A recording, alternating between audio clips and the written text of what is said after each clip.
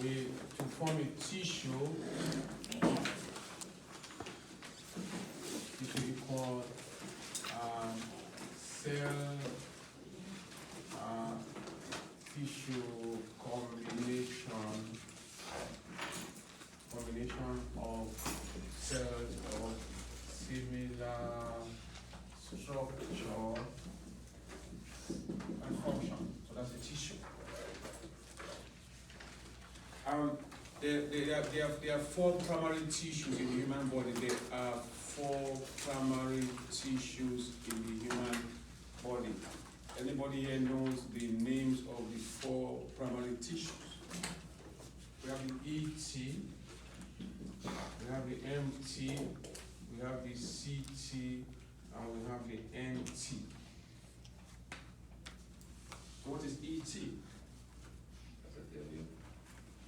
Epithelial tissue. There's one of the students who does not come back here. I just want to have the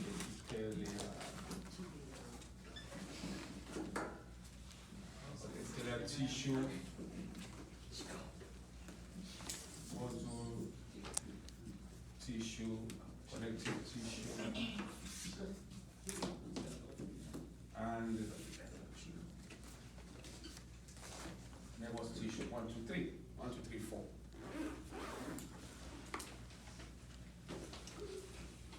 What based on your notes, what would be one main function of the epithelial tissue? Protection. What would be one main function of the muscle tissue? Movement, yes. How about connective tissue? Support. How about nervous tissue?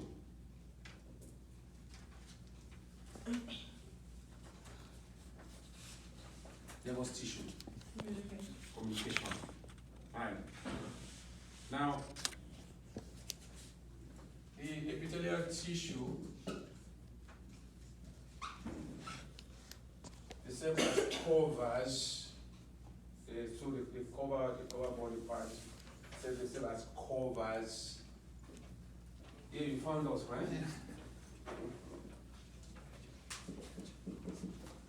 Line cavities. So if you went inside your thoracic cavity, for example, or abdominal cavity, what lines the walls of those cavities will be epithelial tissues.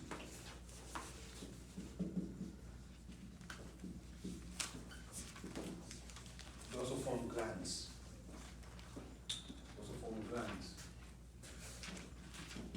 So we have endocrine, they form endocrine glands, and they also form sweat glands. What did they say? You said lines, what? Lines, cavities, yes. So if you're touching the inside of a cavity in the human body, that surface that you're actually touching is going to be epithelial tissue. That's what we mean by line cavity.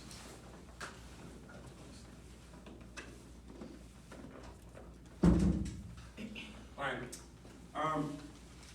The epithelial tissues, they have two names. The first name is based on the number of cells, cell layers, and then the second name is based on the shape of the cells. So cell layers, based on the cell layers. So first name, cell layer. So based on that, we have either it's going to be simple or stratified. So it's going to be simple or stratified. And if it is simple, it means one cell layer only. If it is stratified, more than one cell layer. If it is simple, it's going to have just one cell layer. If it is stratified, more than one cell layer.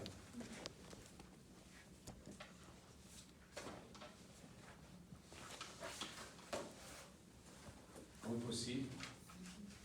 Now, then for the second name, there there are three types of cells that are associated with the epithelial tissue. 1, 2, 3. What is cell type number 1? What is cell shape number 1? Squamous, yes. How about number 2? Cuboidal. How about number 3? Columnar, yes. Columnar. Now, squamous, these are flat. They are flat cells, and they look like fish scales. So they are flat and fish scale like. They are flat and they are flat and they are fish scale like. Cuboidal, like a cube. How many sides are there to a cube? 6. That's good. It's one of those very first classes where we do not start with 4 until we struggle until we arrive at 6 sides. Thank you very much. So cube is 6 sides. Very good. Now, the concept of a cube having 6 sides, that's a mathematical concept. In nature, in biology, you are not going to see anything like that. When we look at this under the microscope, we have lab tomorrow, is that correct? We look at it under the microscope, it's going to be approximate more like roundish. That's what will approximate to a cube from a biological perspective. Okay, good. Columnar. These are cells that they are longer than they are wide. So normally anything column will be like this, longer than they are wide. Now, but if you are looking at it biologically, so this is a mathematical design. Biologically, when you see something, you actually something of this nature instead. This will be columnar for biology. So when we look at it under the microscope, we'll see cells. If you see anything like this is going to be columnar. We're not going to see something like this. This is a mathematical concept. Right. Now, we may want to ask ourselves, so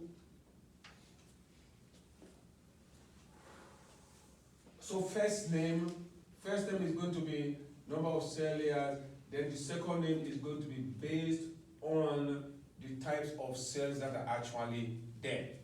Now, but let me say this really quickly though. Okay, let's start. So you have something like simple squamous epithelium, simple cuboidal, simple columnar. Or it could be stratified squamous, stratified cuboidal, or stratified columnar. So that's where the names actually go. Let me say this real quick though. Now, in a case where you have stratified epithelia, that's layer number 1, this is layer number 2, so this is layer number 1, layer number 2. It does not, so if we say, for example, if we say stratified squamous, it does not necessarily mean that these 2 layers of cells here, that they must be squamous cells. You could have, so if we have cuboidal underneath here, and we have squamous here, this will be called stratified squamous. So in other words, we use the shape of the cell that you have on the upper layer to define the tissue. One more time. If it is stratified, it is not necessary that both layers are going to have the same shapes of cells. They could have different shapes of cells. But we cannot give one epithelial tissue 2 names. It can only be 1 name. So we'll use the shape of the cell that you have at the top, not the one that you have at the base. Good. Let's quickly, so if somebody should ask you what is the function of simple epithelia, absorption, secretion, and filtration. So those are the 3 functions there. So in other words, we have simple epithelial tissues in part of our bodies where easy movement is required. Let's see what that means. So over here, this is one cell layer, and over here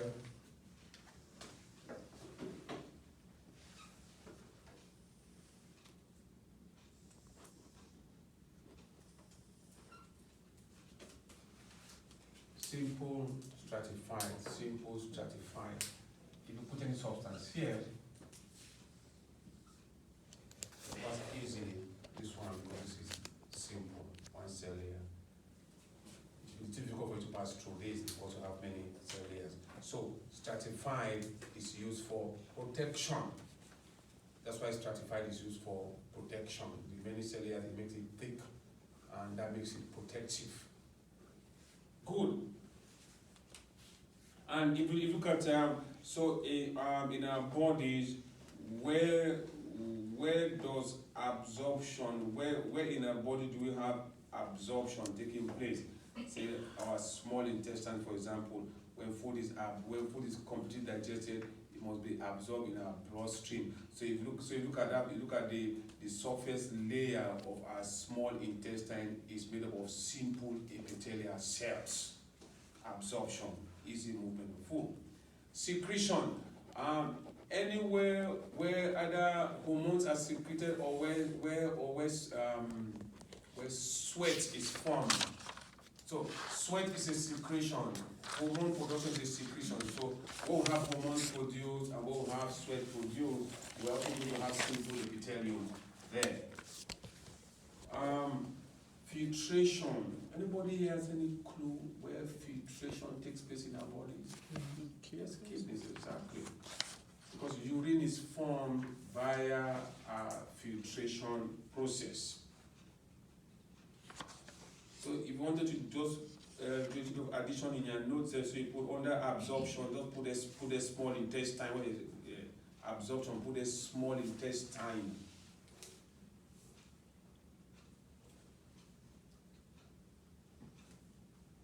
Tia, where are your notes?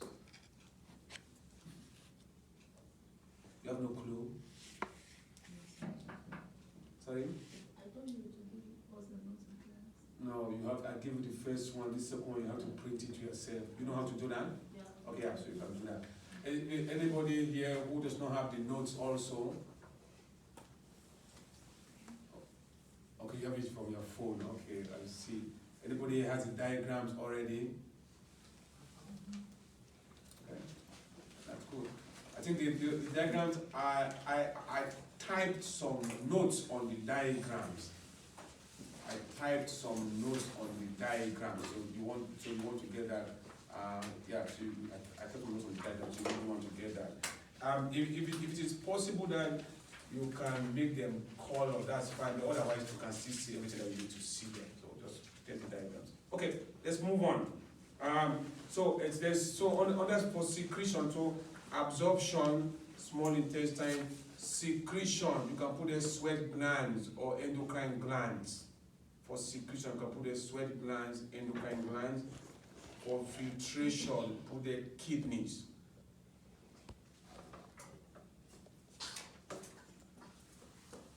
Alright. Now, if you come over, we have glandular epithelium. We're just talking about that. So you have the endocrine glands and then you have the exocrine glands. Now, at the end of exocrine glands, which is B, they put a sweat glands. Sweat glands are examples of exocrine glands. Sweat glands. Sweat glands. Then when you put sweat glands there, you can indicate, after you put the sweat glands, put the thermoregulation.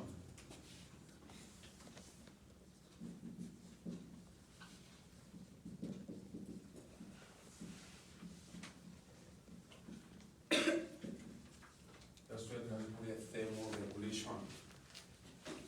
All right. Let's move on. Let's move to connective tissue. Connective tissue.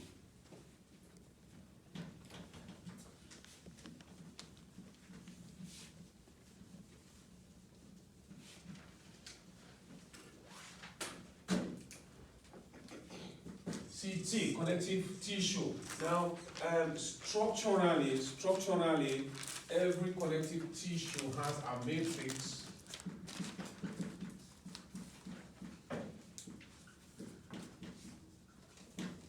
The matrix is the ground substance. Now, this ground substance is more or less it is like the cytoplasm in a regular cell.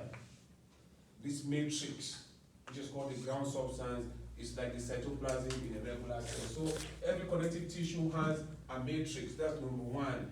Every connective tissue has fibers. Fibers, they add strength to these tissues. Fibers, they add strength to these tissues. Number three, every connective tissue has cells. Every connective tissue has cells. And the cells that you have them in the immature forms and the mature forms. So those are three structural components of connective tissue. Those are three structural components of connective tissues.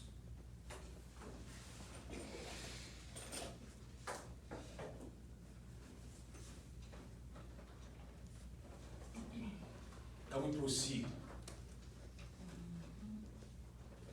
All right, good. Now,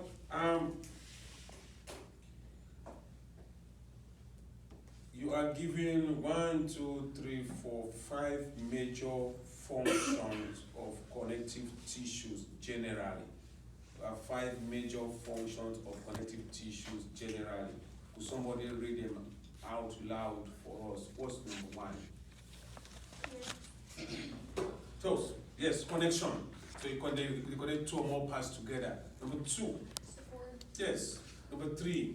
Protects. Number 4. Insulates. Number 5. Transport. Good. What is the meaning of insulation? When we say insulate, what does that mean?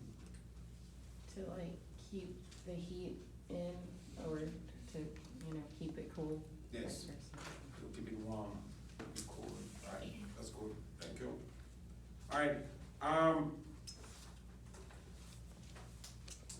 Let's come down to the.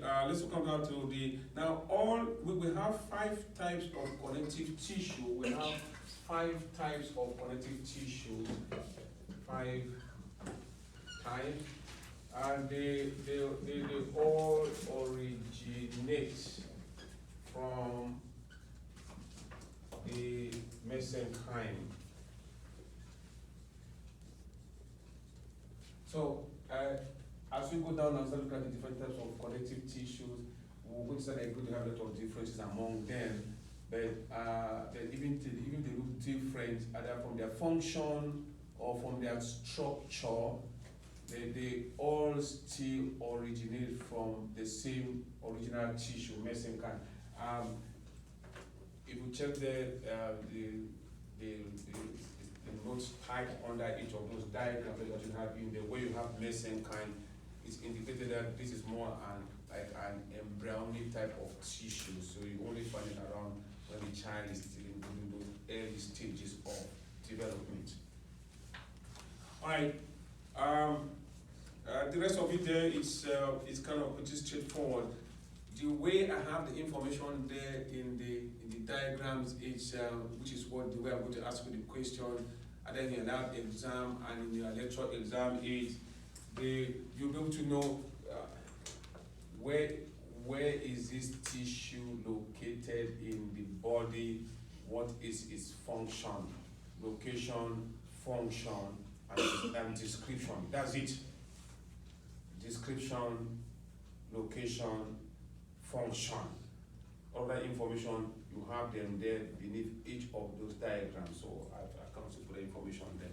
But let's quickly look at, so we have loose connective tissue, that's one type. Then we have the dense fibrous connective tissue, that's number 2. Then we have cartilage, number 3. We have bone or osseous tissue, that's number 4. And number 5, we have blood. Number 5, we have blood. So, how many types of connective tissues are there in the human body? 5. What's number 1? Number 2. So dense fibrous connective tissue. What's number 3? What's number 4? What's number 5? What's number 6? Good. Alright. You have the 2 examples. The examples that you have 3 examples there for loose fibrous connective tissue. Now, when we say tissues are loose, it means that the cells are not tightly or closely packed together. Can you write it down somewhere? Or say loose.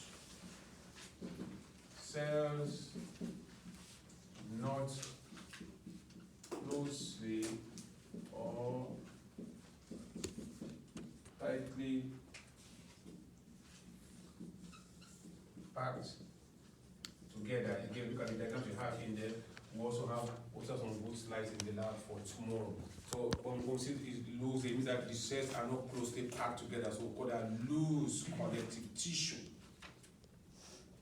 The opposite of dense connective tissue is that the cells are actually closely packed together or tightly packed together. All right. The examples under for loose fibrous connective tissue, you have the areola, and you connect body parts, surrounds glands, blood vessels, and nerves. So that's pretty straightforward. Adipose or fat tissue. So they are vascularized and they store nutrients. They are protective. They are insulative.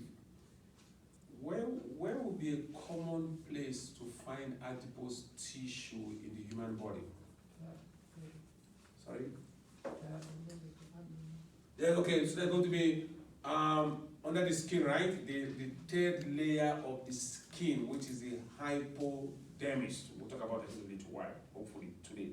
Good. All right.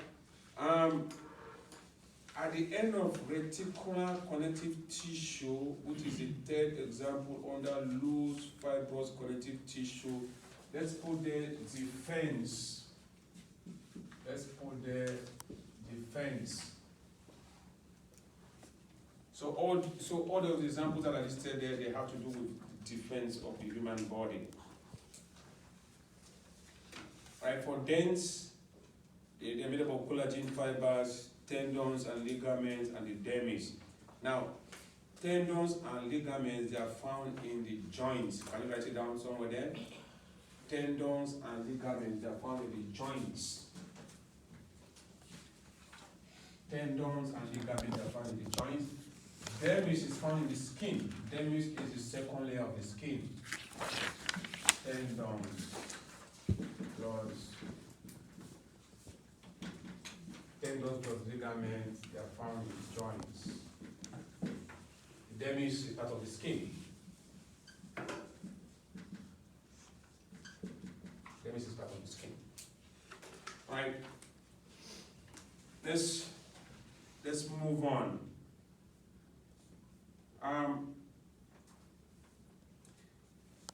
Cartilage. And an easy way to remember what cartilage is soft bone. Cartilage is more or less soft bone.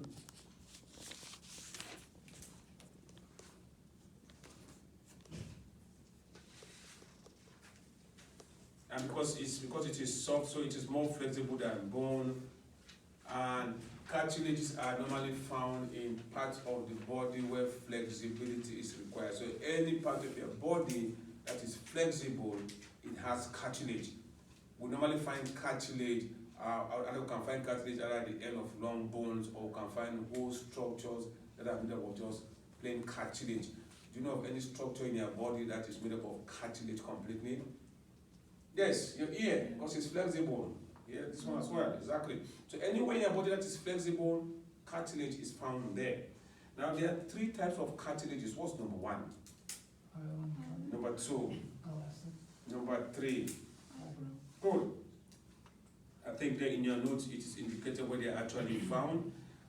Hyaline cartilage is the one that is found, is most abundant in the body. Elastic cartilage, areas where stretchability is required, like your nose or your ear. And then fibrocartilage is found in pressure areas. Pressure areas. Let's talk about pressure areas. Now that I saw, remember, this is anatomical position. Where is my weight bone? Where is most of the weight of my body? At where is it concentrated? What do you say? On your legs. Okay, all right. At your feet, Your back. Knees. Yeah. Yes. A knee joint. This is where most of the weight is concentrated when you are in anatomical position. So it means that we have fibrocartilage in your knee joint. That's the implication. You are sitting down. Where is the weight of your body concentrated? Where is it carried?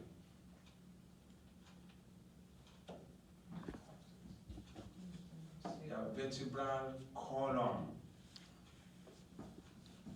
Your vertebral column. So it means that if you look at the bones within the vertebral column, between them we have fibrocartilage. Does that make sense? So these are pressure areas. When you are sitting down, the pressure is on your vertebral column. When you are standing up, the pressure is in your knee joint. So these are these are places in our bodies where we have fibrocartilage because they are found in pressure areas. Good. Let's move on to bones or osseous tissue. So, bone is a connective tissue, just like the other ones that we've looked at. But the reason why bone is harder than the other connective tissue, because bone is mineralized,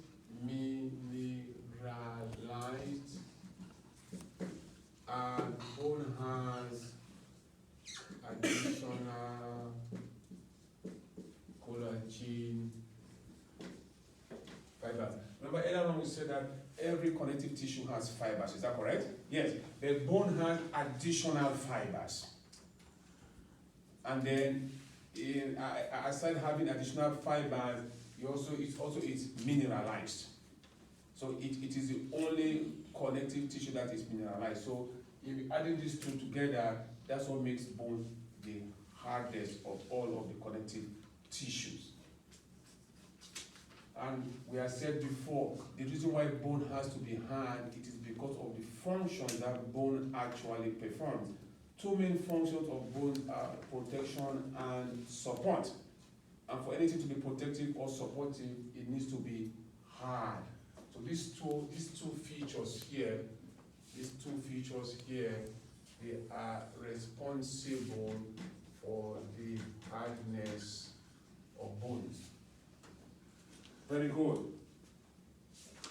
Now, blood is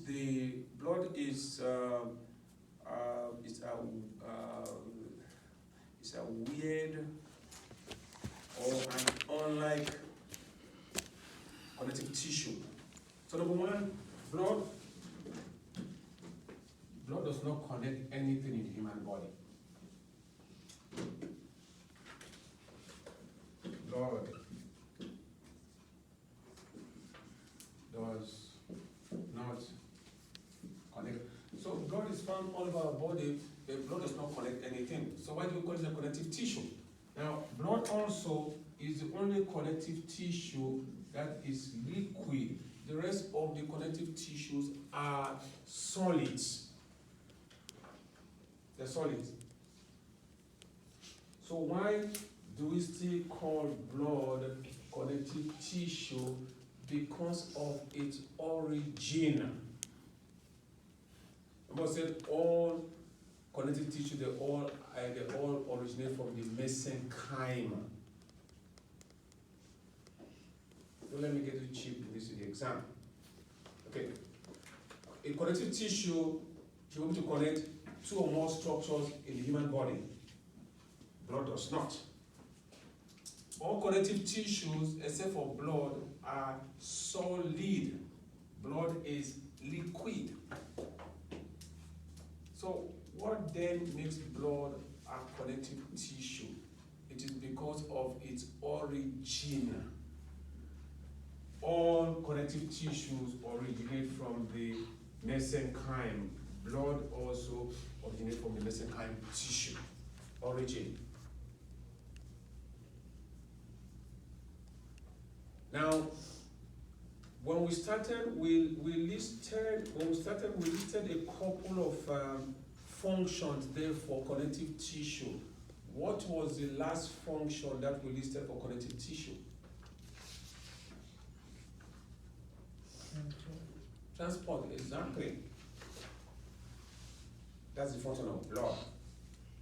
Because blood is a liquid, blood is the only connective tissue that is a liquid, so it is responsible for that transportation aspect of connective tissue. Of course, you talk more about blood in AMP2. Right, that's that for connective tissue. Let's go to muscular tissue. They are highly cellular, well vascularized, and they are responsible for movement. When we say highly cellular, what does that